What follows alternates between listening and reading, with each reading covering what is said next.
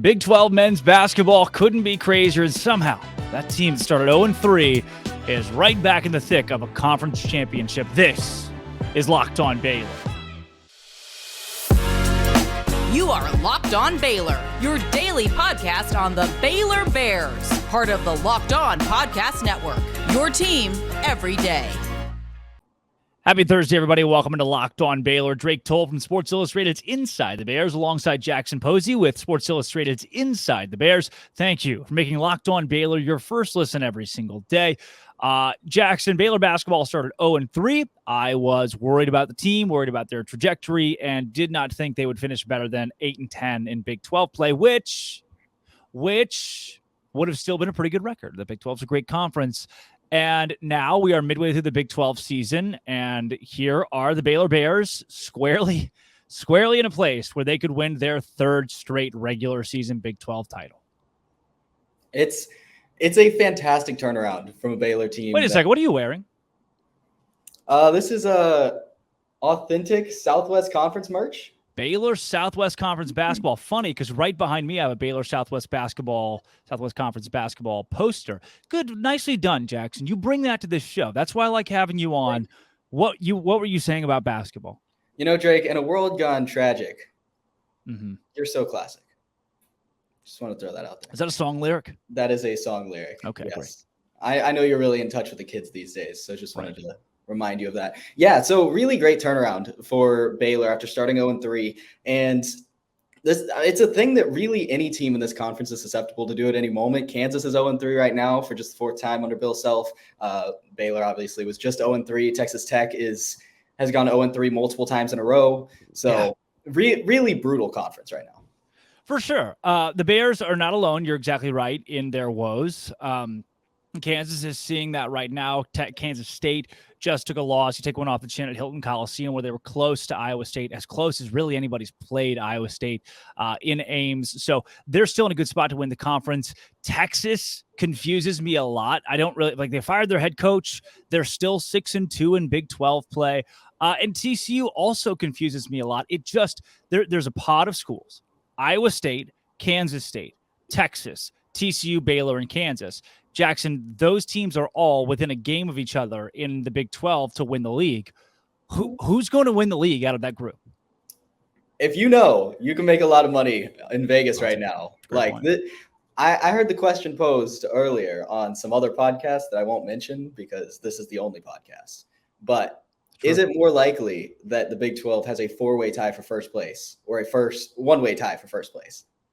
Right? Is it a sole winner, or are there four teams? It really is that glotted together right now. And so, I mean, I would lean towards one. Four is a lot of teams, right? But if you told me right now that Kansas won the league, sure. You know, like they're one of the best teams in the country. Baylor was picked preseason to win it. TCU just went and crushed the Jayhawks in Lawrence, right? Like they're what, 8 teams? Maybe not 8. There's 6 teams in this conference that realistically could make a Final Four, maybe even win a Final Four game, if you're being a little generous to Iowa State. And so, it really is still anyone's game at this point.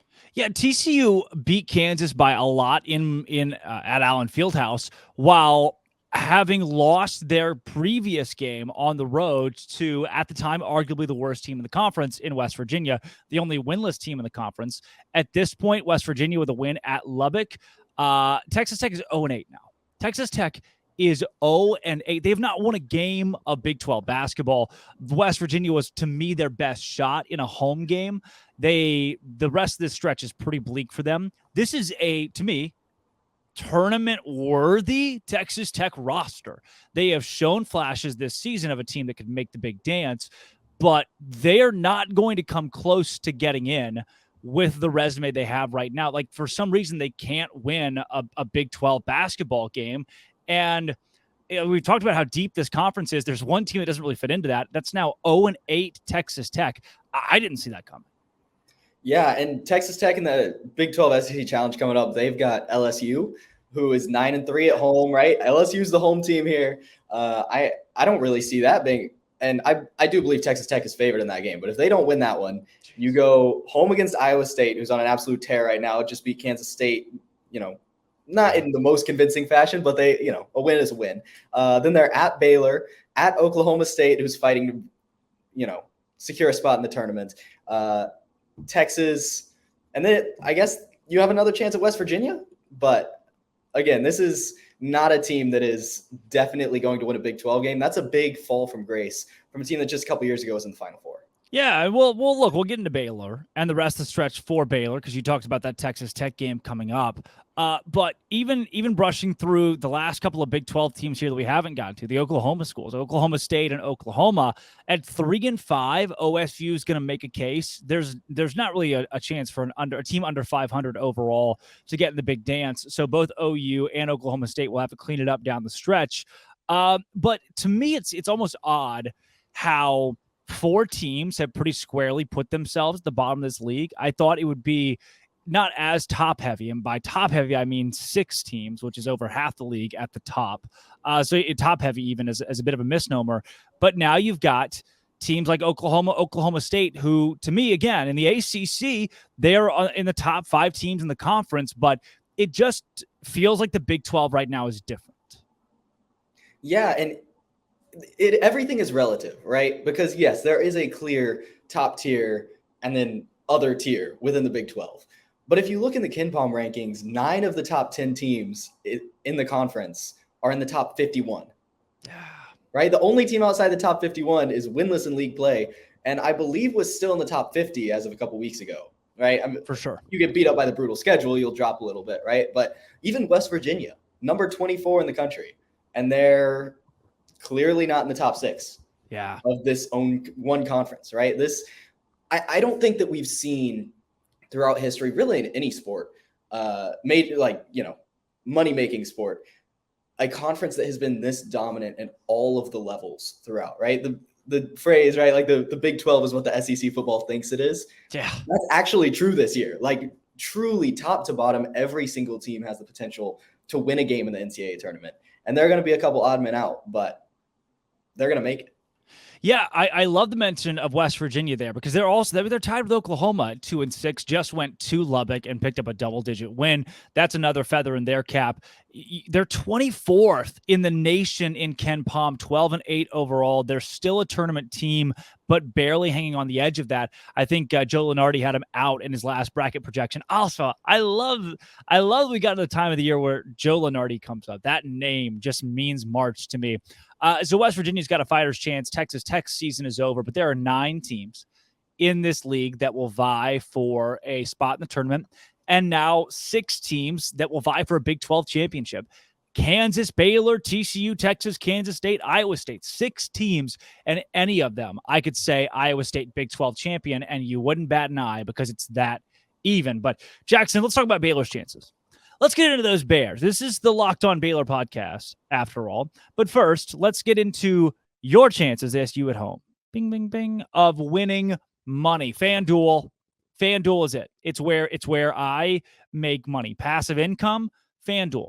I go to shot quality. I love shot quality. It projects the correct spread of a college basketball game 57% of the time. So if you play all of the best bets on shot quality, they have a 57% win percentage. It's like out of thousands of games, 57%. So you're guaranteed over the course of the season to win money. So if you were $1 million better, $1 million on every game, you would be up $127 million this year, I think. That's insane. And all of those bets can be made at FanDuel. Right now, go make a $5 bet. Get $150 in free bets, guaranteed. Guaranteed, $5 bet, $150 free dollars. That is in free play, by the way, not just like dollars to you. But it is FanDuel.com/lockedon. It has your favorite bets from money lines to point spreads, player props, this weekend's games between the Chiefs and the Bengals, and the other teams, the Eagles and the Niners. All of that's at FanDuel as well. It's an app that's safe, it's secure, it's easy to use. $5 gets you $150 in free play. FanDuel.com/lockedon. That is FanDuel, the official sponsor of the NFL, the betting sponsor of the NFL. J-Pose, Jackson, if you will. Baylor men's basketball has now won 5 straight games in Big 12 play. They've got Arkansas this weekend. There are questions still about this team. They live and die by the 3. There are questions about the lineup. You haven't seen a lot of Dale Bonner. Dale Bonner has effectively been taken out of this lineup. Will Jonathan Chamo-Chachko return? That's a new storyline that was pretty unexpected, but he is making waves right now in his recovery process. But looking at the future of this team in the Big 12, to you, what are the odds they win this league? It's hard to put a specific, I mean, unless you're, Nate Silver, who might be out of a job now. It's interesting. But it's hard to put a specific number on it. I would say that Baylor is in as good of a spot as anyone else right now. The biggest concern to me would be how consistently can you guard players in the front court? You have a team like Kansas State, right? Keontae Johnson, even a team like Kansas, right? Who you saw Baylor shut down on Monday night. The Big 12 is very heavy on great forward play. Yeah. And I think Baylor really only has one high-level wing defender, that being Jalen Bridges, and not a lot of strong rim defense. I think you have the potential there with players like Josh Ojonwuna, Flowthamba when he's playing it, his potential, right? I don't think you have one central guy, right? Like the best college basketball teams in recent years have had experienced guards and they've had experienced high-scoring big men. Baylor has the experienced guards, right? They have Adam Flagler, they have LJ Cryer. They don't really have that scoring post presence that so many great teams in recent memory have had. And so without that anchor, that is a concern for me as we get further into March, right? Like, is this really going to be a team that lives by the three? Because eventually you're going to die by the three. Houston Rockets go 0 for 27 at one time, being the biggest example. But Baylor throughout the season, when they've struggled from the perimeter, it's been very clear that they don't really have a clear plan on where to score next. And so that would be my biggest concern is, okay, how far can Baylor really go if they can't figure out a way to consistently score inside? Yeah. They are 362nd, according to shot quality, in low post frequency. They don't get the ball inside. They don't want to go. What's that? What? Is that good? No, it's not good. It's not good, by the way. They don't get the ball inside. They don't want to get the ball inside. Flowthamba is not going to post up and ask for the basketball. Josh O is probably not doing that either. Maybe for the better. Those two guys, I think, work so well when the ball is being moved around the perimeter and they can find an open cut from the high post to the low post. So, look, I'm not too upset with that, but you're right. This team live and die by the three. But I want to tweak it a little bit because sometimes this team dies by the three and they win. Kansas game, 9 for 30 behind the arc. So many possessions. I'm looking over at you. We were sitting together and saying, what is the offense? There's not an offense. They're not doing anything. They're just kind of dribbling the ball around. And then here, Langston Love takes a shot, or LJ Cryer or Adam Flagler, and it's working for them. 9 for 30 from deep.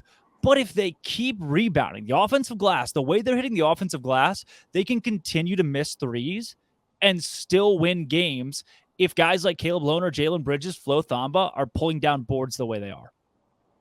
Yeah, I mean, there are examples, right? Like earlier, what was it, last week, 7 for 20 against Oklahoma, right? Like that. And really throughout the game, they were shooting horribly from the field. Yeah. And you still managed to pull out that win. That was an ugly win, but it's a win. It was a stupid game. I hated that game. Oh, I heard you complaining about that for a long time on the podcast. But yeah, if you can win those ugly games, that makes me a lot more confident in this team moving forward. But also, is it really a plus that they missed? Well, they shot 21 of 58, I think. Yeah. 36% from the field. I don't really know if we're taking that as a positive, right? It's not good. Yeah. And ultimately, and we can talk about this team's offensive struggles. They're second in adjusted offense on KenPom. Yeah. They score points. The question is, can you be confident, hey, I'm going to this guy and he's going to score in the biggest moment and put us ahead? Adam Flagler has done that occasionally. Keontae George seems like a guy who could do that. LJ Cryer potentially could do that. But I don't think we've had one guy consistently, and not that there have been many opportunities, but I don't think there's been anyone consistently stepping up to be, hey, I'm the alpha, right? It's a lot of different guys in here. And I wonder what this team is going to look like once someone eventually rises to the top of that offense. That's good. That's good. The idea that Keontae George could be that guy, who we have not talked about a lot on this podcast, is something that is prevalent to me. I mean, that needs to be Keontae George. He's the best player on the floor, not just for Baylor, but against most of the opponents they play. He's just the guy out there. Going into the tournament, he's got to be on. He's got to have 6 good games in the NCAA tournament for Baylor to be able to make it to a Final Four, win a national championship. But sticking solely Big 12, looking at the rest of the schedule coming up, the Arkansas game on Saturday, win or loss? That's a win. Arkansas, yeah. Nick Smith down, not a lot of shooting. I think that's a pretty easy win. Yeah, kind of a floundering Arkansas team a little bit. They did beat LSU. Good defense, held them to like 40 points. But it's an Arkansas team's got a lot to figure out. So now you get to stretch where 3 games, 2 of them are some of the easiest left on the schedule. You go to Texas on Monday. That's tough. Well, I mean, we're doing a little checkup here, midseason checkup for Baylor. You like the odds for the Bears at UT, especially after winning 6 straight? I think this could be one of the more interesting games of the season. Eventually, with that winning streak, it's got to fall at some point. It's got to break. And Texas runs a very interesting scheme, right? Not a lot in the middle. A lot of good perimeter players, wing type players. And I'm not really sure how that's going to match up with Baylor's really guard heavy lineup. I could see that one going either way. I think that's pretty much a toss up, especially in Austin. Might give the Longhorns the edge there. Now, here's the good news. Say that Baylor loses that game, falls to 5-4 in conference play. You get Texas Tech, Oklahoma, both at home, at TCU, and then West Virginia at home. 3 of those 4 games should automatically be wins. So you padded your schedule a little bit more, gotten yourself to at least 8-4 in conference, 8-5 in conference play, and at best 9-4 in conference play. I think this is the part of the schedule coming up, that Texas Tech at home, Oklahoma at home, TCU on the road, West Virginia at home. That's where Baylor wins the league if it's going to win the Big 12. It's really hard to beat a good team twice.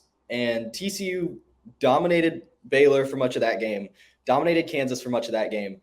And I see Baylor going into Fort Worth. I don't think it'll be by double digits, but I think they'll get a convincing win over the Horned Frogs in that one. If they don't, I would be very concerned about how they're going to fare against teams like Texas that have more length than the Bears do. Yeah. Oh, dude, I would be concerned at least with how Baylor will play out in the Big 12. I mean, which, look, they can finish 4th in the Big 12, still win a national championship. But if we're talking about who's going to win this league, you've got to win 3 out of 4 there. And you put yourself at 9 wins and 8 wins in conference play. And you've got, that's it with the Texas loss, by the way. You've got to clean up, take care of business, which you weren't doing that 0-3 streak at home. And then you get into on the road at Kansas, on the road at Kansas State, at home against Texas. Those 3 suck. At Oklahoma State, doesn't get very easy at Gallagher-Iba. And then Iowa State at home, who's playing really good basketball and is at the top of the Big 12. While you get a 3 out of 4 game stretch where you're playing easier teams at home, that last 5 games is a gauntlet. The Big 12, you've got to be within striking distance, clear striking distance, or even a game lead prior to getting to those 5 games, or this one's all but somebody else's. Yeah, last I saw, the general consensus was that the winner of the Big 12 was going to have 11-12 wins. Yeah, which is wild, but 11-7 can win you the Big 12. That's nuts. And it's going to be really tough to get there too. I mean, like you're saying, right? You win, and I do think that's going to be a win over TCU. You get 4 straight wins in there. That puts you at 9. There's not an easy place for the rest of those wins to come from, right? You hope you can beat Iowa State at home. You hope you can go to Oklahoma State and win that game. That gets you to 11. But you're waiting until the last 2 weeks of the season to lock in that 11, and at the very least, or at the most, I think that's probably a shared Big 12 title. And so, yeah, not a very clear path to many more wins for a team that really should have beaten TCU at home earlier in the season.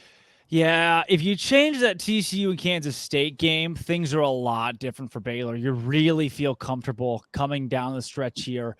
And now you don't. I don't think comfortable is a great word for the odds that this team can go on and win the Big 12 in the regular season. Sitting at 5-3, possible, comfortable, 2 very different things. Jackson, let's go personnel-wise. the way this team has looked the last couple games, and one guy I want to hone in on first is Dale Bonner. I thought he could be a Devontae Bandu type who was such a key piece of that 2019-2020 team. Thought he could be a great complementary guard, building part of a new three-headed monster. And he's gotten to the point where with Langston Love's progress, they've just filtered him out of the lineup altogether. Yeah, Dale Bonner has not scored more than 4 points in a game since December 20th. That was the Northwestern State game. It's been a long time since December 20th, by the way. It's been a very long time since December 20th. And I mean, most people probably only know that game because Emmanuel Hansel did not play, and we were all sad. Guy's got one arm. He does have one arm, but 2 arms worth of talent. It's very heartwarming. It's all yeah, but Dale Bonner is a really interesting case study in a player who really just doesn't fit in a rotation, but has the talent to be, at the very least, a 6-man, maybe like solidly in the starting lineup at a lot of schools. Yeah. The problem is you're starting 3 guards already, and you've got Langston Love coming off the bench. At a certain point, you have to have an odd man out.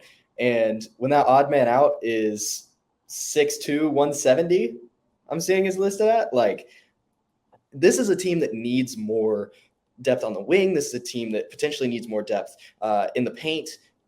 There's just not really a clear spot for him, which is really unfortunate.